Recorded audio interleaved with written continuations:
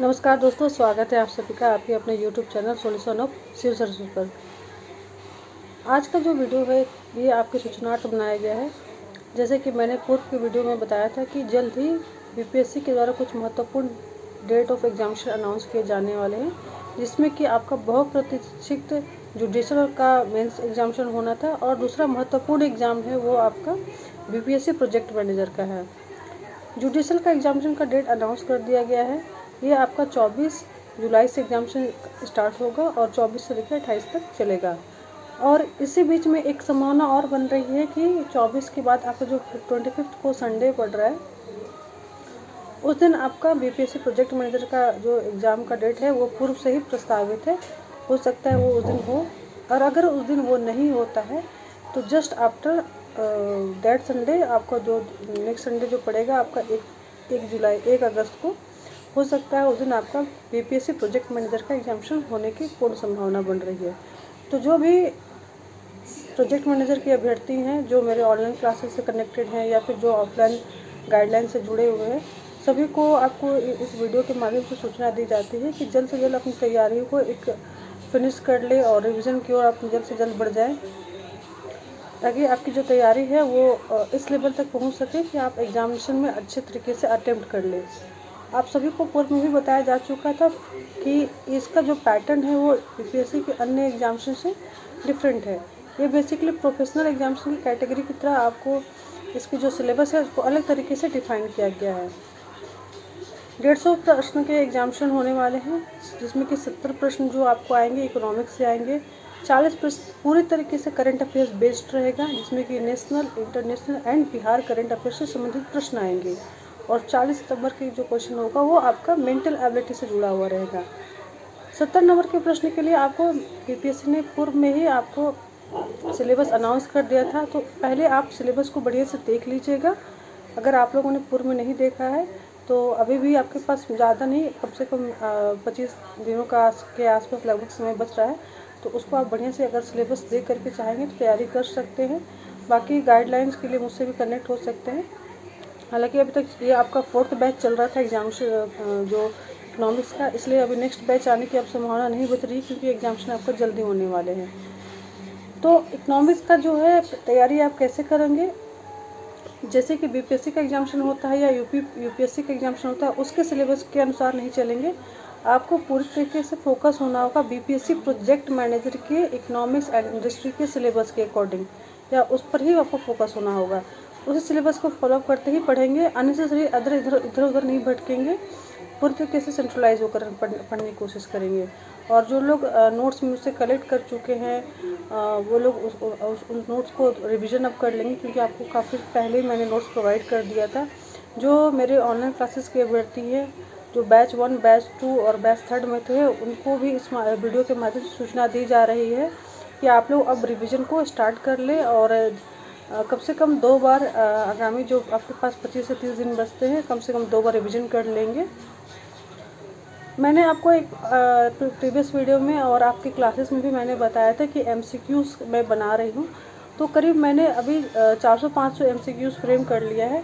मे भी coming Monday से आपको एमसीक्यूज़ प्रोवाइड किए जाएंगे। और एक और चीज़ मैंने अनाउंस किया था बुक के बारे में, मंडे से बुक्स को डिस्पैच करने का काम स्टार्ट हो जाएगा। तो जो भी अभ्यर्थी बुक चाहिए जिनको, वो लोग मुझसे कनेक्ट हो लेंगे, आपको बुक मिल जाएगा आपके एड्रेस पे। और इसके बाद बात करते हैं हम लोग करंट अफेयर्स के बारे में। करंट अफेयर्स के बारे में मैंने पहले भी बताया था कि आपको national, international as well as Bihar current affairs भी आपको पढ़ने हैं। तो इसके लिए कैसे पढ़ोगे आप लोग, क्योंकि ये आपका जो वैकेंसी आई थी आपको फरवरी 2020 में आई थी, तो अभी आपको वो 2020 में का पूरा करंट अफेयर्स पढ़ना होगा, क्योंकि एग्जामिनेशन का डेट अनाउंस नहीं किया, सिर्फ वैकेंसी आई थी। और वैकेंसी जब फॉर्म फिलअप हो ही रहा था उस समय हमारे यहाँ लॉकडाउन हो गया था। तो ये मानकर चलेंगे, क्योंकि वो जो उस समय का टाइम था, उस समय बीपीएससी के साथ साथ अन्य परीक्षाएं भी स्थगित थी, और आपको समझ लीजिए पूरे देश में लॉकडाउन था। तो बीपीएससी के द्वारा कोई एग्जामिनेशन का जो क्वेश्चन है वो प्रिंट आउट नहीं किया गया था। डेट अब जाके अनाउंस हुए, तो उसी आधार पर मैंने जो अपना एक एस्टिमेट तैयार किया मैं आपको बता देती हूँ कि करीब आपको 15 महीने के करंट अफेयर्स पढ़ने चाहिए। वो कहाँ से पढ़ोगे आप? 2020 का पूरा करंट अफेयर्स कवर करेंगे, उसके बाद 2021 का 2 महीने का करंट अफेयर्स कवर करेंगे, जनवरी फरवरी, एंड बैक जाएंगे 2019 में, उसके कम से कम 2 से 3 महीने का लास्ट है ना, जो लास्ट क्वार्टर होता है वो आप पढ़ लेंगे। उसे ना ज़्यादा ना कम पढ़ने की आवश्यकता है। कम पढ़ेंगे तो नुकसान में रहने की संभावना है, और ज़्यादा पढ़ेंगे तो आपके लिए वो यूजलेस हो जाएगा। तो करंट अफेयर्स 40 मार्क्स का जो है वो आपके लिए एक अच्छा टर्निंग पॉइंट हो सकता है, क्योंकि इससे आपके डायरेक्ट प्रश्न आएंगे और बहुत ज़्यादा विस्तृत प्रश्न नहीं आएगा, बिल्कुल ही फैक्ट बेसिस प्रश्न आएंगे। लेकिन आपको बिहार, नेशनल और इंटरनेशनल तीनों क्षेत्रों पर कवर करना होगा। हाँ, हालांकि एक चीज़ नेचर है कि इसका अलग रहेगा।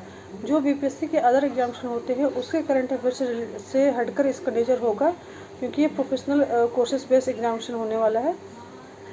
तीसरा महत्वपूर्ण क्षेत्र बचता है आपका मेंटल एबिलिटी की। तो मेंटल एबिलिटी का आप जो पोर्शन है वो आपके लिए कह सकते हैं कि एक ऐसा डेंजर जोन भी साबित हो सकता है, ताकि आप डायरेक्ट गेम से आउट भी हो सकते हैं। कारण मैं बता दे रही हूँ कि ज़्यादातर जो मैंने अभी तक जो ऑनलाइन क्लासेस लिए हैं, तो मेरे भी जो स्टूडेंट थे ऑनलाइन क्लास में मैंने देखा, या फिर जिन लोगों ने मुझे कॉल के द्वारा कनेक्ट किया, ज़्यादातर इंजीनियर्स बैकग्राउंड के थे। तो सबका एक अप्रोच रहा है शुरू से कि उनको जो मेंटल एबिलिटी के प्रश्न है वो आते ही हैं।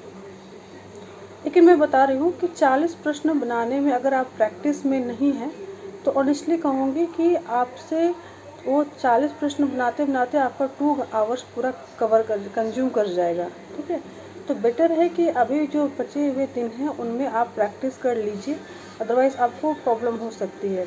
इसके लिए आप तैयारी कहाँ से करोगे, मैंने प्रीवियस वीडियो में भी बताया था, फिर से बता दे रही हूँ।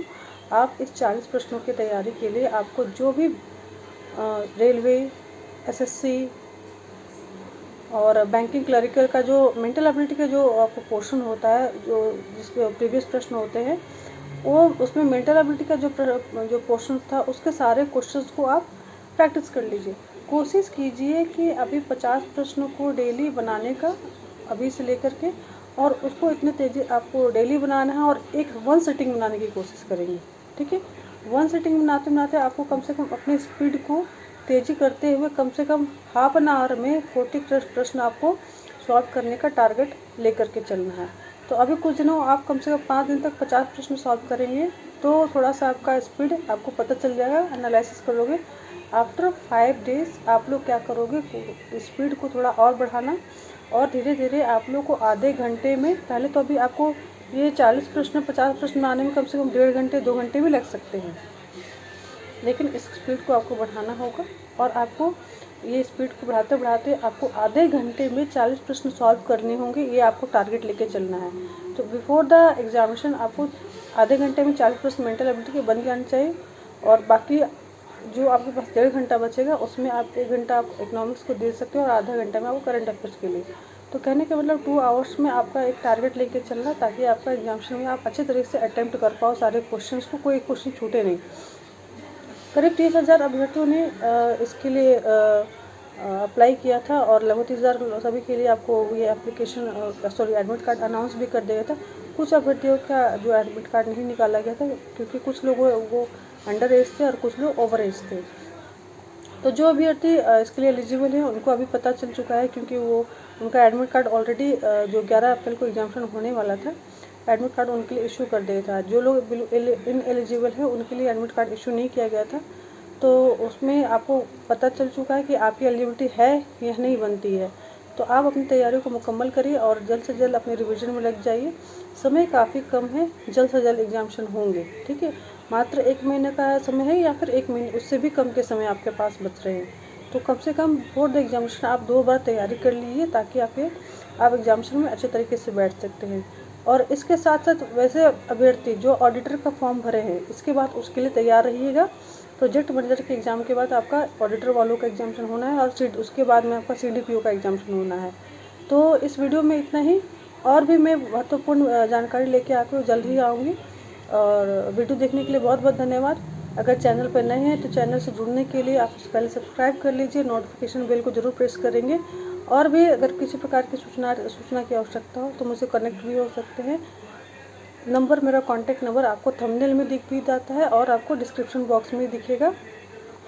एक और महत्वपूर्ण बात, बुक्स जो है आपको मंडे से डिस्पैच होना स्टार्ट होगा, BPSC project manager economics and industry का।